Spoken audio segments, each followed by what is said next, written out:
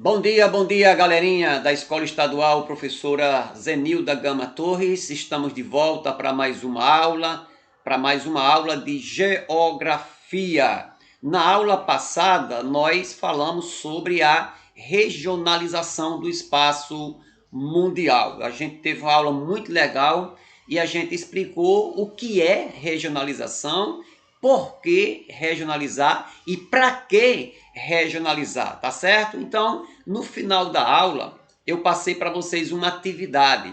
E na aula de hoje nós estaremos fazendo uma breve correção desta atividade que eu passei para vocês e que você, na verdade, já fez a devolutiva para mim, tá certo? Vamos aí fazer esta correção. Antes da gente começar propriamente dita esta correção, deixa eu trazer aqui algumas orientações que sempre eu trago para vocês, mas que ainda aqui lá algum aluno ele acaba esquecendo, né? Primeira coisa, quando você receber uma atividade, quando você vê através de algum áudio, algum vídeo, alguma atividade, essa atividade ela deve ser copiada no caderno e deve ser respondida com perguntas e respostas, tá certo? Alguém poderia dizer assim, mas pastor, não dá certo eu enviar por um artigozinho, um arquivo, melhor dizendo, um arquivo do Word, pelo um PDF, até que pode, mas eu prefiro, né, se você puder, sempre você vai lá e copia no caderno, porque aí você vai estar treinando a sua caligrafia, você vai estar documentando esse seu material, essas suas atividades ao longo do ano. E outra coisa, não vai correr o risco, né, de algumas vezes alguém mal intencionado faz uma atividade no Word, manda para mim, e ele também, além de mandar para mim, ele manda para o coleguinha. Ele manda para o coleguinha. O coleguinha vai lá, pega aquela mesma atividade, tira o nome dele, tira seu nome, bota o nome dele e envia para mim. O risco de eu pegar essas duas atividades e comparar e ver que é a mesma atividade, e aí os dois alunos ficarem com zero, não pontuarem, é muito complicado isso. Então, eu prefiro que você faça a sua atividade, tá certo? No caderno e responda. Então, outra coisa interessante é que você não faça de lápis, né? Não faça de grafite, porque quando você faz isso, você manda para mim, geralmente alguns celular, as câmeras não são tão boas, e quando eu recebo uma atividade respondida com grafite, a gente vê que assim é muito embaçado, muitas vezes não dá para a gente identificar. Então, o correto mesmo é você diferenciar as canetas, copiar, sei lá, as questões de azul responde de vermelho, ou então, sei lá, na pior das hipóteses, copiar as perguntas de grafite e responder de tinta, né? Aí você pode dizer, mas pastor, que é porque algumas vezes eu erro e apago. Então, o correto, então você faça de grafite, depois cubra, para você me ajudar, tá certo? Outra coisa interessante, que você não esqueça, na sua atividade, na sua folha, no seu caderno, você não esqueça de colocar o nome da escola. Eu sou professor de duas escolas. Então, nessas primeiras semanas já do ano, eu já estou aqui com aproximadamente 500 atividades. Aí imagine só, eu pego uma atividade de um aluno, eu não sei qual é a escola, muitos deles colocam o nome limpo e seco, não coloca o ano, não coloca a turma. Então dá um trabalho grande para a gente organizar estas atividades. Então você vai lá na sua atividade, lá em cima, coloca o nome da escola, coloca seu nome completo, coloca o ano que você estuda e coloca a turma que você estuda. Você não sabe o quanto essas atividades vindas dessa maneira, elas me ajudam, tá certo? Outra coisa importante é capricha aí na foto, na hora que você for tirar a foto da sua atividade e você manda no meu privado, tá bom? Não manda no grupo. Por que não manda no grupo? Porque alguém posta no grupo, tem alguns espertinhos, vão lá, abre aquela atividade e copia a sua atividade. Então deixa o coleguinha fazer a atividade dele e envia no meu privado, tá certo? Procure obedecer a data de entrega. Geralmente a gente tem estabelecido 24 horas após a postagem, após aquela aula ela ser ministrada, né? Não deixe de tirar suas dúvidas no meu privado. Estão precisando de tirar alguma dúvida sobre a atividade, sobre até mesmo o próprio conteúdo que você estudou comigo, você vai lá e vai tirar a sua atividade. Se eu não responder na hora, é porque ou eu estou numa outra sala de aula, dando aula, elaborando aula remota, ou posso ter dado uma saída, né? Eu posso ter dado uma saída para resolver algumas questões, mas não deixe de interagir, deixar um áudio e se precisar também ligar, tá bom? Então são essas as primeiras informações. Sobre a nossa correção, a primeira questão que eu deixei para vocês foi o que é regionalizar, né? Então regionalizar é você dividir ou classificar ou ainda agrupar o espaço geográfico a partir de critérios específicos, né? Por exemplo, então, regionalizar uma área é você dividir aquela área que geralmente ela tem características comuns, são parecidas. Então, eu divido uma determinada área para melhor estudar, para melhor administração, para melhor compreensão daquele lugar, tá certo? Então, geralmente a gente divide para agrupar. Geralmente a gente olha e pensa que isso aqui é até uma coisa que é antagônica uma com a outra. Você divide para agrupar. Eu posso pegar o Brasil e eu vou regionalizar o Brasil. Vou dividir o Brasil em região. Eu vou dividir aquelas regiões que são parecidas. Tipo, a região norte tem aquelas características voltadas para a floresta amazônica. Eu já posso dividir o nordeste pela questão do clima, pela questão da vegetação que é a caatinga, pelas questões econômicas, né? Pelas atividades econômicas. Eu posso dividir a região sudeste, a região mais industrializada, a região mais povoada, mais populosa também. Então, tudo isso eu faço com o intuito de melhor estudar aquela região. Além de melhor estudar, para melhor administração. Os governos, os prefeitos, os governadores, o próprio presidente, é preciso que a gente tenha um conhecimento de uma determinada área e que ali eu possa investir da melhor maneira possível, tá certo? Então essa foi a nossa primeira pergunta. A segunda, de a regionalização do mundo em velho mundo, novo mundo e novíssimo mundo. É uma divisão, né, que ela é feita obedecendo a mais ou menos aí alguns critérios, eu posso dizer, históricos, né, de ocupação, dentro de um aspecto cronológico. Então, eu tenho a divisão do mundo em velho mundo, novo mundo e novíssimo mundo. Eu tenho o velho mundo, que o velho mundo é essa parte aqui, ó, é formada pela África, pela Europa e pela Ásia. Então, esses três continentes aqui, eles formam o que nós chamamos de velho mundo, ou seja, aquelas regiões que são conhecidas desde a antiguidade. São as regiões que foram primeiras ocupadas pelo homem, desenvolvidas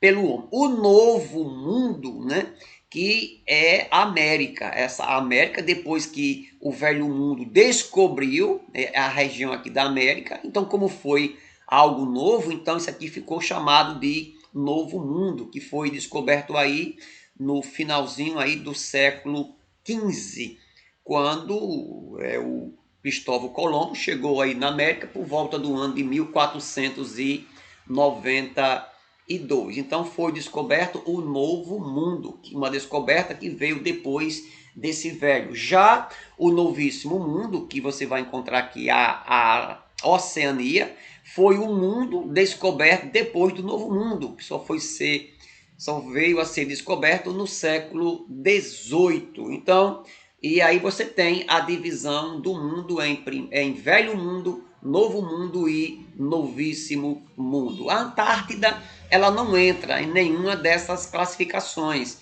porque a Antártida, ela é um continente, mas não é considerado um mundo, porque ninguém mora na Antártida de maneira fixa. Só mora lá alguns estudiosos que passam lá certos períodos do ano. Terceira questão, o que é o Tratado da Antártida? O que é o Tratado da Antártida? Né? Então foi um tratado, um documento assinado no dia 1º de dezembro de 59, já faz um bocado de ano. Foi assinado por alguns países membros, países que tinham interesse lá na Antártida, que eles queriam fazer parte da Antártida, queriam tomar posse, colonizar, explorar aquela região. Então foi feito um acordo dizendo a seguinte questão: olha, a Antártida ela não vai ser de nenhum país em particular, ao mesmo tempo vai ser um patrimônio da humanidade e vocês que estão lá se estabelecendo, vocês só podem explorar as bases científicas, vocês só podem fazer estudos, vocês só podem fazer experimentos por lá, mas vocês não podem ocupar, vocês não podem explorar a Antártida, né? Porque os estudiosos dizem que o subsolo lá da Antártida é riquíssimo em produtos minerais, né? Mas aí foi estabelecido que até o ano de 2041 ninguém toca na Antártida para explorar. E tudo indica que esse tratado ele vai ser estendido para mais algumas décadas, porque poderíamos dizer que a Antártida é o último trunfo que a humanidade lá tem. O único lugar que não é explorado, é um patrimônio, é algo da raça humana que deve ser preservado, né? Tá certo?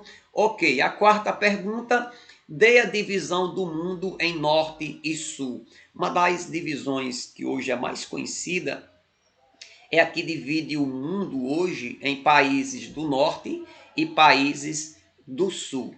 Você vai observar, eu coloquei aqui embaixo essa divisão, você vai observar que essa divisão ela não obedece essa linha do Equador aqui, ó.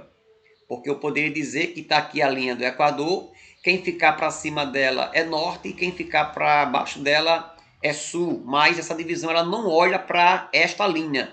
Ela vai traçar uma linha, essa linha é uma linha imaginária, lógico, e essa linha ela é um pouco sinuosa. O que é que faz essa linha? Essa linha coloca todo mundo que for desenvolvido para o norte, embora que essa linha ela desça para baixo, bem para baixo, além da linha do Equador, mas colocando todo mundo que é rico para o norte e coloca todo mundo que é pobre para o sul. Embora que esta linha ela suba além da linha do Equador. Por exemplo, a Mongólia, a China, a Índia, esse pessoal aqui, todo esse pessoal aqui, eles estão classificados como sendo do sul. Olha só, embora que fique acima da linha do Equador. Então essa divisão é a divisão que divide o mundo em países desenvolvidos e países subdesenvolvidos. Quem é desenvolvido pertence ao norte e quem é subdesenvolvido pertence ao sul, tá certo? Como o Brasil, toda a África, boa parte da Ásia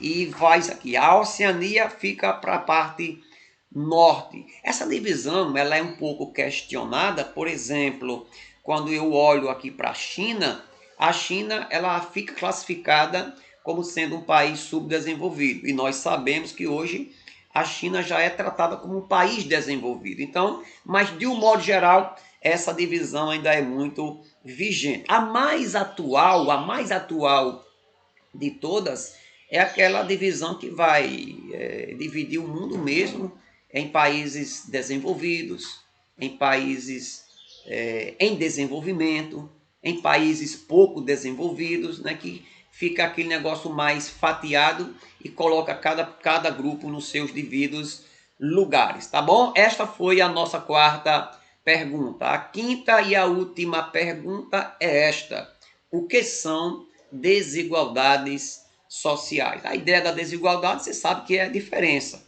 A desigualdade entre a diferença, a desigualdade, aquilo que não é igual, aquilo que não é parelho. Social é quando eu falo em gente, falo em povo, falo em sociedade.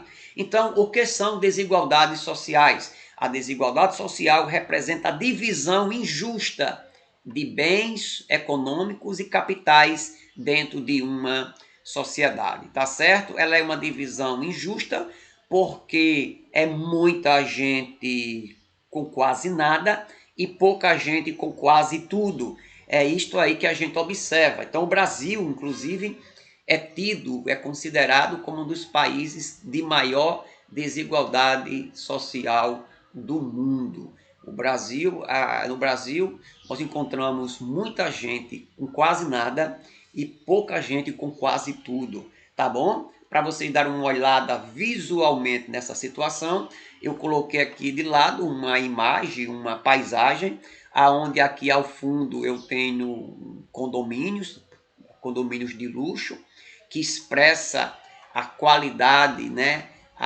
digamos assim, o desenvolvimento econômico das pessoas. Logo aqui embaixo, na mesma tela, praticamente pregada com essa outra realidade, nós temos uma favela de pessoas morando em casebres, morando aqui no morro, numa favela, demonstrando condições sociais, econômicas bastante inferiores daqueles que moram aí do seu lado. A diferença é tão pequena geograficamente que aqui alguém que mora aqui nessa favela é capaz de escutar um grito de alguém aqui num condomínio gritando gol. Uma pessoa assistindo um jogo de futebol numa TV de quase 50 polegadas.